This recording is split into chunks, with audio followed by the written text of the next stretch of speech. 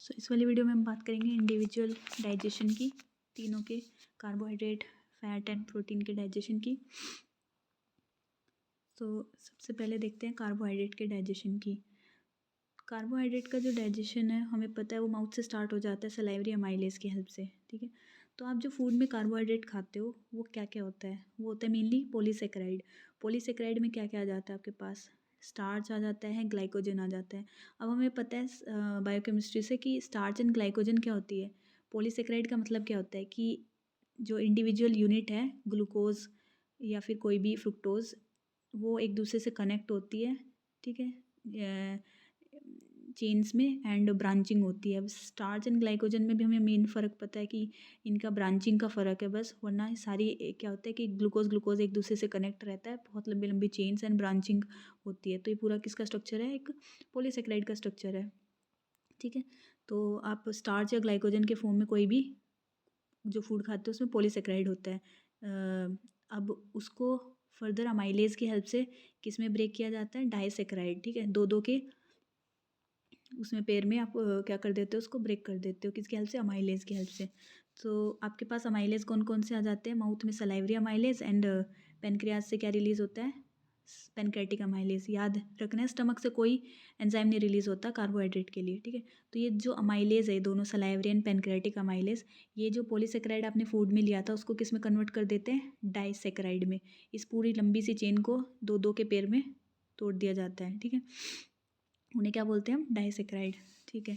अब ये जो आपके पास पॉलीसेकेराइड थी, इसमें जो एक दूसरे के साथ लीनियर बॉन्ड है, ये जो इसके साथ इसका बॉन्ड है, इसके साथ इसका बॉन्ड है, यहाँ पे ये होता है अल्फा 1 और 4, मतलब इसका जो फर्स्ट कार्बन है उसका और इसका जो फोर्थ कार्बन है उसके बीच में बॉन्ड बना हुआ है, ठीक है। इसलिए इनको इनका अल्फा 1 4 बॉन्ड बोलते हैं। लेकिन जहाँ भी ब्रांचिंग पॉइंट होंगे, जैसे इस कार्बन का ये वाला ब्रांच आ गई, तो ये वाला जो बॉन्ड होगा ये 1 and 6 बॉन्ड होगा, मतलब इस कार्बन का ये फर्स्ट कार्बन और इसका सिक्स्थ कार्बन के बीच में बॉन्ड है। इसका फर्स्ट एंड फोर्थ के साथ यहाँ बॉन्ड है, फर्स्ट एंड फोर्थ के साथ यहाँ बॉन्ड है, फर्स्ट एंड सिक्स्थ के साथ यहाँ बॉन्ड है, ठीक है। तो जो ब्रांचिंग वाला होता है वो 1 6 बॉन्ड होता है, एंड जो लीनियर चेन होता है ये 1 and 4 बॉन्ड होता है। तो जो ये अमाइलेज होते हैं ना, ये आपके सिर्फ 1 and 4 को तोड़ देते हैं, 1 and 4 को तोड़ देते हैं, लेकिन ये ब्रांचिंग वाला बॉन्ड आप नहीं तोड़ पाते हो अमाइलेज की हेल्प से, ठीक है। इसलिए ये जो जितने भी ब्रांचिंग पॉइंट पे ये वाला जो रह गया बॉन्ड, ये एज इट इज़ रह जाएगा और ये डाइसेकेराइड की फॉर्म में आपको सेपरेट हो जाएगा। तो यही लाइन लिखी है कि अमाइलेज है ना, जो खासकर पेनक्रिएटिक अमाइलेज, वो 95% जो कार्बोहाइड्रेट है ना उसको ब्रेक कर देता है। 1 and 4 सब सारे बॉन्ड्स 1 and 4 को तोड़ देता है, सिर्फ ये ब्रांचिंग वाला जो है ना, ये 1 and 6 इसको नहीं तोड़ पाता है, ये रह जाता है, ठीक है। तो 1 and 6 को कौन तोड़ता है फिर, इंटेस्टिनल डाइसेकेराइडेज, ठीक है। तो salivary amylase and pancreatic amylase आपके सारे 1 4 को तोड़ देते हैं। फिर खाना जो बचे हुआ पार्टिकल्स है वो आते हैं इंटेस्टीन में। इंटेस्टीन में डाइसेकेराइडेज रिलीज होता है। डाइसेकेराइडेज किसको ब्रेक करता है, इस 1 and 6 बॉन्ड को तोड़ता है। अब हम देखते हैं कौन कौन से डाइसेकेराइड है जिसको इंटेस्टिनल डाइसेकेराइडेज तोड़ते हैं। लैक्टोज, माल्टोज एंड सुक्रोज, ये आपके पास मेन 3 क्या होते हैं, डाइसेकेराइड। डाइसेकेराइड का मतलब क्या है, इनके पास 2 यूनिट होंगी जो कि आपस में जुड़ी होगी। जैसे कि लैक्टोज है वो आपके पास बना है ग्लूकोज एंड गैलेक्टोज के बीच बॉन्ड फॉर्म होकर के लैक्टोज बनता है। माल्टोज बना है ग्लूकोज एंड ग्लूकोज के बीच में बॉन्ड बना है, उसको माल्टोज बोलते हैं। सुक्रोज बना है आपका ग्लूकोज एंड फ्रुक्टोज के बीच में बॉन्ड बना है, ठीक है। तो ये सारे आपके क्या हैं, डाइसेकेराइड है। डाई मतलब इनके पास 2 यूनिट है, जैसे कि ग्लूकोज एंड गैलेक्टोज की 2 एक एक यूनिट से मिलके लैक्टोज बनता है। सिमिलरली ये एंड ये, तो इन डाइसेकेराइड को ब्रेक करने के लिए आपके पास डाइसेकेराइडेज एंजाइम होता है, जैसे कि lactase, maltase and sucrase, okay. और ये सारे तीनों एंजाइम डाइसेकेराइडेज कहाँ प्रेजेंट होते हैं, इंटेस्टीन, ठीक है। जो सलाइवा और पेनक्रियाज में जो एंजाइम्स होते हैं वो तो सिर्फ पॉलीसेकेराइड को डाइसेकेराइड में ब्रेक कर देते हैं, मतलब 1 4 तोड़ते रहो। लेकिन लैक्टोज, माल्टोज एंड सुक्रोज को तोड़ने के लिए आपको इंटेस्टीन के एंजाइम डाइसेकेराइडेज की जरूरत पड़ती है, जो कि इनको फर्दर स्मॉलर यूनिट्स में तोड़ देते हैं ना। ग्लूकोज हमें पता है, ग्लूकोज, फ्रुक्टोज, गैलेक्टोज, ये बेसिक यूनिट है, इनको फर्दर ब्रेक नहीं किया जा सकता, ठीक है। ये स्मॉलेस्ट यूनिट है किसी भी शुगर की, किसी भी पॉलीसेकेराइड की, ठीक है। तो यहाँ इंटेस्टाइन में आपका डाइजेशन कंप्लीट हो जाता है किसका, कार्बोहाइड्रेट का, ठीक है। आपको finally glucose, galactose and fructose, ये स्मॉलेस्ट यूनिट मिल जाते हैं। अब इनको एब्जॉर्ब करवाना पड़ेगा। सपोज इंटेस्टाइन है, इंटेस्टाइन में आपके पास ग्लूकोज, फ्रुक्टोज, गैलेक्टोज आ गए। अब इनको एब्जॉर्प्शन के लिए आपको चैनल्स चाहिएंगे। तो इंटेस्टाइन में हमारे पास SGLT1 होता है। SGLT1 क्या है, हाँ, तो इसमें आपको ग्लूकोज के एब्जॉर्प्शन के लिए साथ में सोडियम की भी ज़रूरत पड़ेगी। तो एक तरह का क्या है, सिम्पोर्ट है, मतलब ग्लूकोज तभी जाएगा साथ में जब सोडियम जाएगा, इसलिए इस चैनल का नाम क्या होता है, sodium glucose transporter. Sodium S से glucose GL and transporter. Now हम बायोकेमिस्ट्री से जानते हैं SGLT दो तरह के होते हैं, SGLT1 and SGLT2। SGLT2 kidneys में प्रेजेंट होता है ग्लूकोज के एब्जॉर्प्शन के लिए, लेकिन इंटेस्टाइन में एब्जॉर्प्शन के लिए किसकी ज़रूरत पड़ती है, SGLT1 की। 1 यहाँ होता है एंड 2 किडनीज में होता है। तो ये एक सिम्पोर्टर है, मतलब ग्लूकोज तभी अंदर जाएगा जब सोडियम भी साथ जाएगा, ठीक है। तो SGLT1 होता है वो इस साइड पे होता है, इसको इसको कौन सी साइड बोलते हैं, एपिकल साइड। तो ये भी क्वेश्चन आया हुआ है कि ये वाला चैनल किस साइड प्रेजेंट होता है, ये एपिकल साइड है। और ये कौन सा साइड है, बेसोलेटरल साइड। ये कौन सा साइड है, बेसोलेटरल साइड, ठीक है। एक तो लेटरल हो गया एंड बेस पे हो गया। अब ग्लूकोज को इंटेस्टाइन के ल्यूमन से एब्जॉर्ब कर लिया गया with the help of SGLT1 channel. अब ये सेल के अंदर आ जाता है। सेल की जो बेसोलेटरल साइड है वहाँ पे होता है GLUT2, ग्लूकोज ट्रांसपोर्टर टाइप 2। ये इसको फर्दर ब्लड में ट्रांसपोर्ट कर देगा। अगर यहाँ पर आपके पास ग्लूकोज की जगह फ्रुक्टोज का ट्रांसपोर्ट कराना होता है तो यहाँ SGLT5 आता है। SGLT5 से ये यहाँ पर आता है एंड देन फर्दर ग्लूट की हेल्प से, सॉरी यहाँ पे GLUT5 आता है और GLUT2 की हेल्प से फर्दर अंदर एंटर होता। तो सोडियम के लिए आपके पास SGLT चाहिए, ग्लूकोज फ्रुक्टोज के लिए आपको GLUT5 चाहिएगा। तो यह है कि कार्बोहाइड्रेट का कैसे डाइजेशन हुआ, फर्दर डाइजेशन के बाद उसको कैसे ब्लड में एब्जॉर्ब किया गया, ठीक है। ये है इंटेस्टाइन का ल्यूमन, ये है इंटेस्टिनल सेल एंड उसको फर्दर ब्लड में कैसे आपने डाइजेस्ट करा, कैसे एब्जॉर्ब करा, ठीक है। अब कार्बोहाइड्रेट का डाइजेशन हो गया पूरा। अब आ जाता है फ़ैट के डाइजेशन पे। फ़ैट जो आप खाना में खाते हो वो होता है mainly in the form of triglyceride. तो ट्राइग्लिसराइड की फॉर्म में आप फूड में फ़ैट को लेते हो। अब एंजाइम हमने देखा, माउथ में हमारा लिंगुअल लाइपेज होता है एंड स्टमक में गैस्ट्रिक लाइपेज होता है, फिर पैनक्रियाटिक लाइपेज एंड कोलाइपेज होते हैं। इंटेस्टाइन में भी आपका लाइपेज होता है। तो जितने भी लाइपेज है ये मेनली आपको हेल्प करते हैं डाइजेशन में। ये अपने फूड में ट्राइग्लिसराइड लिया, इस पे जितने भी एंजाइम्स है वो क्या करते हैं, एक्ट करते हैं, उसको ब्रेक कर देते हैं into free fatty acid. Okay, free fatty acid आपकी स्मॉलेस्ट यूनिट है किसकी, फैट की, ब्रेक डाउन करके। लेकिन अब ये फ्री फैटी एसिड को आप क्या नहीं कर सकते हो, एब्जॉर्ब नहीं कर सकते हो। इसको एब्जॉर्ब करने के लिए आपको ज़रूरत पड़ेगी बाइल की, और जो बाइल कहाँ से आता है, लीवर से प्रोड्यूस होता है, बाइल डक्ट के थ्रू ड्यूडेनम में रिलीज़ हो जाता है बाइल। अब इसको एब्जॉर्ब होने से पहले क्या होता है, कोलेस्टेरॉल बाइल से आता है, वो भी इसके साथ चिपक जाता है। फैट सोल्यूबल वाइटामिन्स हैं जैसे कि vitamin A, D, E, K, इनको इसलिए फैट सोल्यूबल बोला गया है क्योंकि ये खुद एब्जॉर्ब नहीं हो सकते, ये फैट से चिपकेंगे और वो उनको साथ में एब्जॉर्ब करा ले जाएगा, इसलिए। तो जैसे ही फैट का ब्रेकडाउन हुआ, कोलेस्ट्रॉल एंड फैट सोल्यूबल जो खाने में वाइटामिन्स हम खा रहे थे वो भी इसके साथ बाइंड हो गए। अब बाइल का क्या काम बताया मैंने, ये इसका फंक्शन पहला तो होता है इमल्सिफिकेशन। इमल्सिफिकेशन का मतलब होता है तोड़ना। जो ये फैट हमने बनाया, तोड़ा, ये ना बहुत बड़े बड़े ग्लोब्यूल्स में प्रोड्यूस होता है, मतलब इतने बड़े बड़े ग्लोब्यूल्स हैं, इतने बड़े बड़े ग्लोब्यूल्स आपका एब्जॉर्ब नहीं हो सकते। तो इमल्सिफिकेशन का मतलब इनको छोटे छोटे पीस में ब्रेक किया जाता है, जो कि किसका काम है, बाइल का। तो पहला फंक्शन है बाइल का इमल्सिफिकेशन। दूसरा फंक्शन है मिशेल फॉर्मेशन। मिशेल फॉर्मेशन का मतलब है, अब जैसे कि फ़ैट है ये, ठीक है, फ़ैट कभी भी एब्जॉर्ब नहीं हो पाएगा क्योंकि फ़ैट इज़ ऑलवेज फोबिक होता है वाटर। जैसे हमारी जो पूरी गट है उसमें वाटरी सिक्रीशन है, और जो फैट है वो हमेशा पानी से डरता है, ठीक है। तो जो फैट वाले पार्ट है ना वो एक मिशेल एक स्ट्रक्चर बना देते हैं, जिसमें जो ये नॉन पोलर पार्ट है ना ये अंदर की तरफ रह जाता है एंड पोलर पार्ट बाहर की तरफ आ जाता है। तो ये फैट वाला पार्ट अंदर हो जाता है एंड ये वाटर लविंग वाला पार्ट बाहर चला जाता है। तो एक तरह का एक ऐसा स्ट्रक्चर बनाया जाता है, इसको बोलते हैं मिशेल फॉर्मेशन, ठीक है। इसमें जो फैट होता है वो अंदर दुपक जाता है एंड जो पोलर पार्ट है, जो कि वाटर लविंग पार्ट है, वो बाहर रह जाता है। इस तरह वो गट में सर्वाइव कर पाएगा, ठीक है। तो हमने अभी तक क्या देखा कि ट्राइग्लिसराइड को फ्री फैटी एसिड में ब्रेक किया लाइपेज की हेल्प से, कोलेस्ट्रॉल एंड विटामिन वगैरह ये आकर के इस पे चिपक गए। बाइल ने क्या किया, इसको छोटे छोटे पीस में डिवाइड किया, इसे हमने इमल्सिफिकेशन बोला। एंड फर्दर मिशेल फॉर्म हुआ जो कि एब्जॉर्प्शन के लिए रेडी है। अब ये जो मिशेल है ये एब्जॉर्ब हो पाएगा, ठीक है। तो इसको पैसिव डिफ्यूजन हो जाएगा। इसका पैसिव क्यों बोला हमने, यहाँ ग्लूकोज का एब्जॉर्ब होने के लिए चैनल्स चाहिए थे, ठीक है। ये कौन सा चैनल्स था, सेकेंडरी SGLT, सेकेंडरी ट्रांसपोर्ट थे ये, ठीक है, सेकेंडरी एक्टिव ट्रांसपोर्ट। ये भी क्वेश्चन आता है बायोकेमिस्ट्री में, है ना। तो मिशेल जो है फैट है, अब हमें पता है फैट तो इजीली मेम्ब्रेन को क्रॉस कर सकता है, उसको कोई चैनल की ज़रूरत नहीं होती, इसलिए पैसिव डिफ्यूजन है। यहाँ इंटेस्टिन में हाई कंसनट्रेशन है फैट की, यहाँ नहीं है, तो इजीली डिफ्यूज़ हो जाएगा।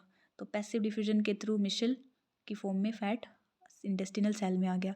यहाँ फर्दर ये फैटी एसिड में अलग हो जाते सारे और फ्री फैटी एसिड बन जाते हैं।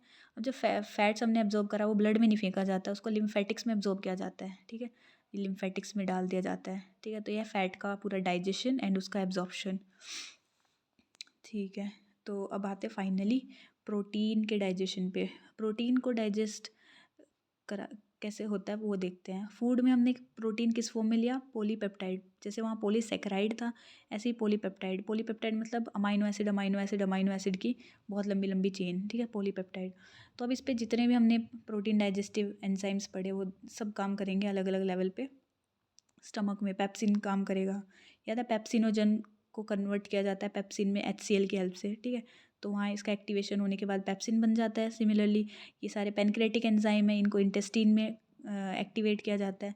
तो ये सारे पेनक्रेटिक एंजाइम क्या करते हैं, पॉलीपेप्टाइड को फाइनली डाईपेप्टाइड एंड ट्राईपेप्टाइड में ब्रेक कर देते हैं, ठीक है। जैसे हमने कार्बोहाइड्रेट में देखा ना कि ये सब फाइनली डाईसेकेराइड में ब्रेक करते हैं। सिमिलरली ये जितने भी एंजाइम्स थे ये सारे इसको डाईपेप्टाइड एंड ट्राईपेप्टाइड में कन्वर्ट करते हैं। इसका मतलब क्या है, पॉली मतलब बहुत लंबी लंबी चेन, डाई मतलब सिर्फ 2 ही अमाइनो एसिड की चेन, ट्राई मतलब सिर्फ 3 अमाइनो एसिड की चेन, ठीक है। इसमें ये कन्वर्ट ये इनको इसमें फाइनली इसमें कर देते हैं। अब ये डाईपेप्टाइड एंड ट्राईपेप्टाइड की फॉर्म में क्या हो जाते हैं, सेल के अंदर ल्यूमेन से एब्जॉर्ब हो जाते हैं, ठीक है। अब सेल के अंदर इंटेस्टिनल सेल के अंदर प्रोटीएज होता है, वो इनको फर्दर ब्रेक करके सिंगल अमाइनो एसिड में कन्वर्ट कर देता है। एंड ये अमाइनो एसिड अब ब्लड में फेंक दिया जाता है, ठीक है। तो ये इसका एब्जॉर्प्शन हो गया किसका, प्रोटीन का, ठीक है। एक एक करके हमने सभी का एब्जॉर्प्शन देख लिया। ये बेसिक सी हमें पता ही है कि iron, folic acid and B12 का एब्जॉर्प्शन किस किस लेवल पे होता है।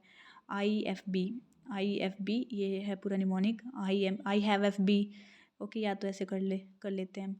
तो iron, folic acid and B12, iron absorb होता है ड्यूडेनम में सबसे पहले वाली इंटेस्टिन के पार्ट में, फॉलिक एसिड एब्जॉर्ब होता है जिज्यूनम में सेकंड पार्ट पे, एंड B12 एब्जॉर्ब होता है इंटेस्टिन, स्मॉल इंटेस्टिन के थर्ड पार्ट पे, इलियम में।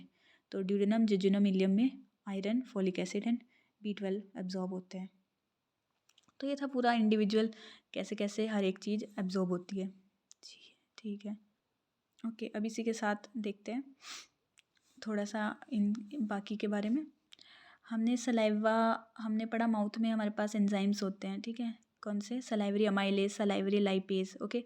प्रोटीन के लिए कोई एंजाइम नहीं था माउथ में, तो वो रिलीज़ कहाँ से होते हैं, मेनली सलाइवरी ग्लैंड से। तो सलाइवरी ग्लैंड है, इसके बारे में क्या क्या बातें हमें पता होनी चाहिए। लार्जेस्ट सलाइवरी ग्लैंड पैरोटिड है size wise, but maximum secretion सब मैंडिबुलर ग्लैंड से रिलीज़ होता है। 70% जो हमारी सलाइवा होता है वो सब मैंडिबुलर ग्लैंड प्रोड्यूस करता है, बट साइज़ वाइज देखें तो पैरोटिड सबसे बड़ा ग्लैंड है। सलाइवा की जो सिक्रीशन होती है, सलाइवरी ग्लैंड से जो सलाइवा बनता है वो हाइपोटोनिक होता है। हाइपोटोनिक मतलब ब्लड के कंपैरिजन में वो हाइपोटोनिक होता है, ठीक है। जो सलाइवरी ग्लैंड है उसको कौन स्टिमुलेट कर सकता है, PNS एंड CNS दोनों ही सलाइवा को इंक्रीज़ करते हैं, सलाइवरी की सिक्रीशन को इंक्रीज़ करते हैं। सो PNS एंड सिंपैथेटिक दोनों ही सलाइवरी सिक्रीशन को इंक्रीज़ करते हैं। अगर हम कोई भी ड्रग लेते हैं जो PNS CNS SNS को सप्रेस करती है, वो सलाइवा सिक्रीशन को भी बंद कर देगी। जैसे कि PNS ब्लॉकर कौन सी है, जैसे कि एट्रोपिन आपके पास ड्रग आती है, वो PNS को बंद करती है, पैरासिम्पैथेटिक एंटागोनिस्ट है, तो वो सलाइवरी सिक्रीशन को भी इनहिबिट कर देती है। तो क्वेश्चन में एट्रोपिन कंजम्पशन, एट्रोपिन पॉइजनिंग में सलाइवा भी कम हो जाता है।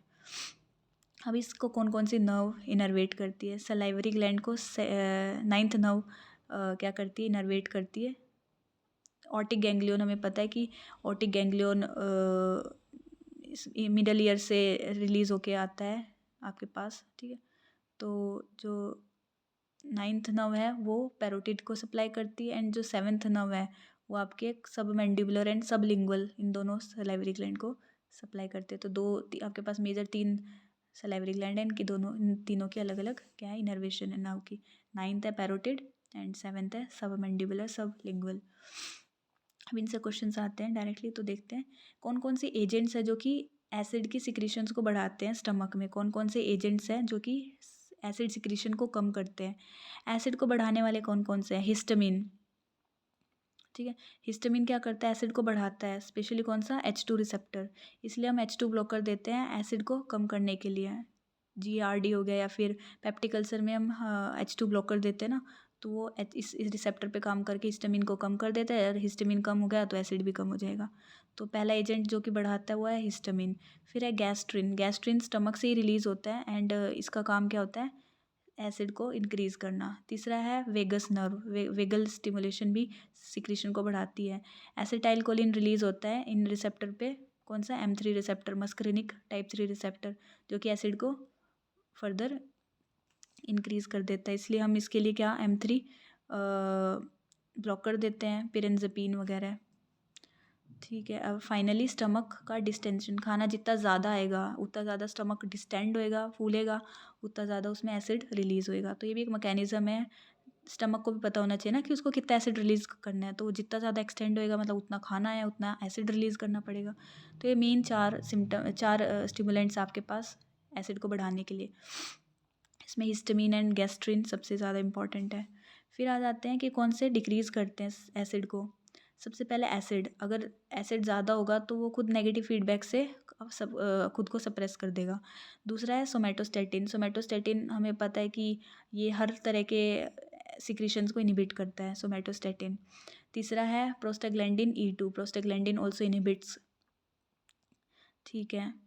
इसलिए जब हम प्रोस्टाग्लैंडिन एंटागोनिस्ट लेते हैं, जैसे कि कोई भी एनसेड्स लेते हैं, तो वो इसको ब्लॉक कर देता है, इसको ख़त्म कर देता है प्रोस्टाग्लैंडिन को।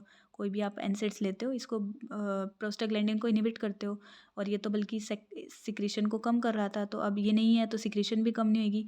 इसलिए एनसेड्स क्या करते हैं एसिड को बढ़ाने की का काम कर देते हैं इनडायरेक्टली, इसको इनहिबिट करके। ये बहुत इंपॉर्टेंट है। चौथा एजेंट CCK एंड सिक्रेटिन। अभी हम इंडिविजुअल देखेंगे इनको। तो जो CCK एंड सिक्रेटिन होता है ये भी क्या करता है एसिड को कम करने में हेल्प करता है। अब पेनक्रेटिक सिक्रीशन को कौन कौन बढ़ाता है, हमने देखा था कि पेनक्रेटिक सिक्रीशन होता है that is rich in bicarbonate, and bicarbonate alkaline है, बेसिक है। तो एक तरीके से पेनक्रेटिक सिक्रीशन एल्कलीन सिक्रीशन होती है। कौन कौन से फैक्टर है जो कि उसको हेल्प करते हैं इंक्रीज़ होने में। It is increased by secretin and CCK, ये 2 हार्मोन हेल्प करते हैं इंक्रीज़ करने में। एंड दूसरा acidic chyme into the duodenum. अब जैसे ही स्टमक से जो भी खाना है एसिडिक खाना वो ड्यूडेनम में आता है, तो वो खुद एक काम एक तरह के क्या करता है स्टिमुलेट करता है कि भाई मैं एसिडिक आ गया हूँ, मुझे न्यूट्रलाइज करने के लिए कुछ बेसिक रिलीज़ करो।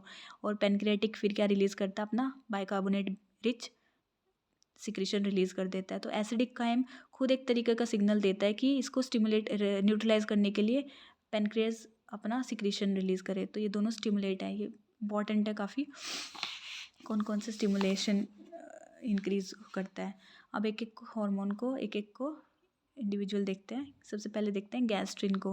गैस्ट्रिन हमने कहाँ पढ़ा था कि it increases the acid secretion. तो गैस्ट्रिन कहाँ से रिलीज़ होता है एंट्रम, स्टमक के लास्ट पार्ट से, ठीक है।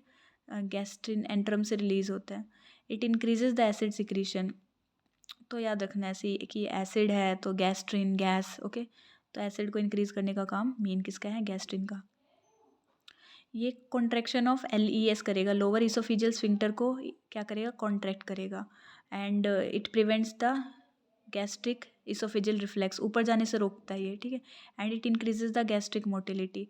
तो हम देखें तो मेनली गैस्ट्रिन का काम क्या है, अगर हम यहाँ बनाए ये अपने स्टमक, ये हमारा इसोफेगस है, स्टमक है एंड ड्यूडेनम है। तो गैस्ट्रिन का मेन काम पता है क्या होता है, ये नहीं चाहेगा ऊपर जाए खाना, इसका काम है हमेशा खाने को आगे की तरफ भेजना, ज़्यादा से ज़्यादा खाने को एसिड से भरना और उसको आगे भेजना, ऊपर नहीं भेजना चाहेगा, ठीक है। तो गैस्ट्रिन इसलिए खाने को कभी ऊपर नहीं भेजना चाहता है, इसलिए इस लोअर इसोफेजियल स्फिंक्टर को हमेशा ये क्या करके रखना चाहेगा, बंद करना रखना चाहेगा। बट ये चाहेगा कि खाना हमेशा आगे जाए, इसलिए ये पाइलोरिक स्फिंक्टर को रिलैक्स करना चाहेगा और गैस्ट्रिक मोटिलिटी को इंक्रीज़ करेगा। अब जब इसकी मोटिलिटी बढ़ेगी तभी तो खाना आगे धक्का मार के आगे जाएगा। तो गैस्ट्रिन का काम होता है खाने को ऊपर जाने से रोकना और आगे जाने से आगे जाने को प्रमोट करना। इसलिए it increases the acid secretion, it contracts the lower oesophageal को बंद कर देता है ताकि खाना ऊपर ना जाए, गैस्ट्रिक मोटिलिटी को इंक्रीज करता है ताकि खाना आगे जाए, ठीक है। एंड इसके लिए स्टिमुलस क्या है, मतलब कब रिलीज़ होएगा, ये कौन कौन से फैक्टर इसको रिलीज़ करवाने में हेल्प करेंगे। एंट्रल डिस्टेंशन, खाना जितना ज़्यादा एंट्रम में आएगा उतना ज़्यादा, उसका मतलब क्या होगा, अगर खाना यहाँ गया इसका मतलब ये आगे जाना चाहता है। आगे कब जाएगा, जब गैस्ट्रिन इसको मोटिलिटी को इंक्रीज़ करके धक्का मारेगा इसको। तो खाना जब भी एंट्रम में आ जाए तो एंट्रम डिस्टेंड हो जाएगा और एंट्रम के डिस्टेंड होते ही क्या रिलीज़ होएगा, गैस्ट्रिन। गैस्ट्रिन इसको फर्दर मोटिलिटी इसकी इंक्रीज़ कर देगा जिसकी वजह से धक्का मार के ये आगे चला जाएगा। दूसरा है प्रोटीन डाइजेशन प्रोडक्ट, जैसे यहाँ पे प्रोटीन डाइजेस्ट हो जाता है आपका पेप्सिन की हेल्प से, तो वो भी गैस्ट्रिन को स्टिमुलेट कराता है रिलीज़ होने में। अब देखते हैं सिक्रेटिन एंड सीसीके, ये दोनों से एक तरीके से साथ ही काम करते हैं। इन दोनों का काम होता है, जैसे मैं यहाँ बनाऊँ, अगर ये आपका इसोफेगस है, ये आपका स्टमक है एंड ये हो गया ड्यूडेनम, ठीक है। ये आपका यहाँ पे एलियस हो गया, यहाँ पे ये हो गया। सिक्रेटिन एंड सीसीके है ना, ये दोनों दुश्मन है एसिड के। ये कभी नहीं चाहेंगे कि एसिडिक खाना ड्यूडेनम में आए, ओके। तो इन दोनों का मेन मकसद क्या होता है कि खाने को क्या करना, इसमें आने से रोकना, क्योंकि अगर खाना इसमें आएगा तो ड्यूडेनम को नुकसान पहुंच जाएगा, क्यों, खाना कैसा है, एसिडिक, ठीक है। तो जैसे इसका गैस्ट्रिन का मकसद था खाने को ऊपर जाने से रोकना और आगे जाने में हेल्प करना, इसलिए सिमिलरली इन दोनों का काम है खाने को इसमें ना आने देना, ठीक है। सिक्रेटिन को एंटासिड बोला जाता है, ये नेचर्स का खुद का एंटासिड दिया है जीआई में। अब ये एसिड आ रहा था, अब इस एसिड को न्यूट्रलाइज करने के लिए आपके पास कुछ तो होना चाहिए, तो secretin is that antacid. It is release from S cell, duodenum में एस सेल होता है, उससे रिलीज होता है एस से सिक्रेटिन, ओके। इसका फंक्शन क्या क्या है, it increases the pancreatic secretion, मैंने कहा ना ये एंटासिड है, तो ये क्या करेगा, पेनक्रियाज, यहाँ पे आपके पास पेनक्रियाज है, ठीक है। ये पेनक्रियाज को स्टिमुलेट करेगा कि भाई एसिडिक खाना आ रहा है, मैं तो नहीं चाहता था कि एसिड खाना आए, बट अब आ रहा है तो तुम इसको न्यूट्रलाइज करो, और जिसकी वजह से पेनक्रियाज अपनी बाइकार्बोनेट रिच सिक्रीशन रिलीज कर देगा। तो सिक्रेटिन ही पेनक्रियाज को सिग्नल देता है कि अपना एल्कलीन सॉल्यूशन एसिड वाले खाने में डालो ताकि वो न्यूट्रलाइज हो जाए, तो it increases the pancreatic secretion. Further it decreases the gastrin, तो अब मैंने कहा ना ये नहीं चाहता खाना नीचे आए, खाना नीचे किसकी वजह से आ रहा था, गैस्ट्रिन की वजह से। तो एक तरीके से सिक्रेटिन गैस्ट्रिन को बंद करने की कोशिश रखता है, ठीक है। इट डिक्रीजेज द एसिड, इस और खाने में एसिड कम करने की कोशिश करता है क्योंकि ये दुश्मन है एसिड का, ठीक है।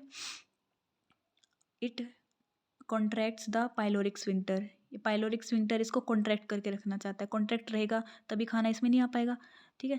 तो इसको कॉन्ट्रैक्ट करके रखेगा ताकि खाना नीचे ना आ पाए, ठीक है। तो इसको इस सिक्रेटिन को इसी से याद रख सकते हैं कि ये एसिड का दुश्मन है, ये कभी नहीं चाहेगा खाना नीचे आए, अगर आ गया तो कोशिश करेगा उसको न्यूट्रलाइज कर दे, किसकी हेल्प से, पेनक्रेटिक जूस की हेल्प से, ठीक है। तो ये 3 इसके फंक्शन हो गए। इसका स्टिमुलस क्या है, मतलब कब किस किस चीज़ से ये रिलीज़ होएगा, जब भी कभी एसिडिक काइम, काइम मतलब फूड, जब खाना डाइजेस्ट होता आता है तो उसको काइम बोल देते हैं यहाँ पे। तो एसिडिक काइम इन ड्यूडेनम, जैसे ही एसिडिक खाना आ गया अब उसको बचाने के लिए सिक्रेटिन को रिलीज़ होना ही पड़ेगा, ठीक है। तो ये स्टिमुलस की तरह काम करता है इसके सिक्रीशन के लिए। सीसीके का फुल फॉर्म है कोलेसिस्टोकाइनिन, कोलेसिस्टो। अब कोलेसिस्टो से क्या मतलब पता चल गया, गोल ब्लैडर, ठीक है। कोलेसिस्टो, काइनिन मतलब होता है मूवमेंट, काइनिन, ठीक है। तो गोल ब्लैडर की मूवमेंट कराता है, इसके नाम से क्लियर है, कोलेसिस्टोकाइनिन, ओके। ये रिलीज होता है आई सेल से। इसका एक सबसे मोस्ट इंपॉर्टेंट फंक्शन है, it helps in contraction of gall bladder, जैसे कि इसका नाम में ही है, ठीक है। तो ये गोल ब्लैडर को कॉन्ट्रैक्ट करेगा, जब गोल ब्लैडर कॉन्ट्रैक्ट होएगा तो जो बाइल उसमें स्टोर रहता है वो रिलीज़ होकर के बाइल डक्ट की हेल्प से रिलीज़ हो जाएगा। तो उसका फंक्शन है, it helps in release of bile into the duodenum, इसको कॉन्ट्रैक्ट करेगा और जिसकी वजह से बाइल रिलीज़ होकर के ड्यूडेनम में आ जाएगा। तीसरा इसका फंक्शन है, it relaxes the sphincter of ODI. हमें पता है स्फिंक्टर ऑफ ओडाई यहाँ पर होता है, ये स्फिंक्टर होता है जो कि इसकी एंट्री को रोक के रखता है। अब इस रिलैक्स कर देता है उसको। कॉन्ट्रैक्शन मतलब होता है बंद करना, रिलैक्स मतलब खोल देना। रिलैक्स करेगा तभी तो बाइल ड्यूडेनम में आके रिलीज होएगा। तो it helps in release of bile by relaxing the sphincter of Oddi. It inhibits the gastric emptying. Gastric emptying मतलब खाना यहाँ से एम्प्टी होके यहाँ पर आए। अब सेम सिक्रेटिन की तरह ये भी एसिड का दुश्मन है, ये भी नहीं चाहेगा कि खाना यहाँ आए, तो ये गैस्ट्रिक एम्पटिंग को क्या करेगा, डिले करेगा। डिले मतलब उसमें पड़े रहने देगा। गैस्ट्रिक एम्पटिंग क्या होता है, खाना जल्दी से एम्प्टी हो जाना पेट से, बट ये डिले करेगा उसको, मतलब आने नहीं देगा वो, ठीक है।